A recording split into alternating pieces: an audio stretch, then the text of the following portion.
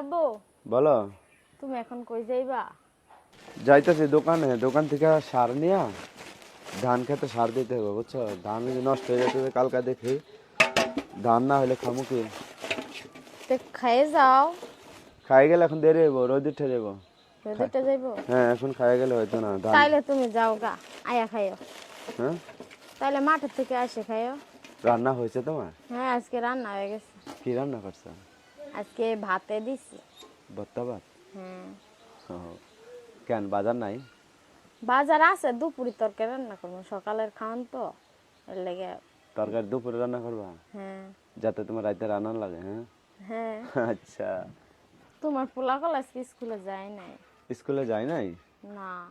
কি কয়? কয় যাইব না? কই যাইতাম না। ছোট মানুষ না, ও তো পড়া এখনো বোঝে না, বুঝছো? মাত্র 5 বছর বয়স, তো এখনো তো পড়া বোঝে না। তোমার পোলা সবই বুঝে, বুঝো নাই? সবই স্কুলে বুঝে? যাইবো না, খেলার নেশাই। খেলার নেশায়? হ্যাঁ, পোলাপান ওই যে সাইফান আইছে না, হ্যাঁ, সাইফানের লগে এখন খেলবো।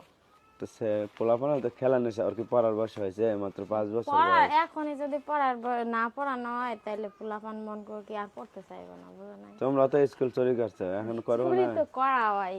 তাহলে করবো না? এইটুক বয়সে যদি চুরি করে তাহলে কি বড় হয়ে কি করবো? আমরা তো স্কুলে না গিয়া বসছি দিয়ে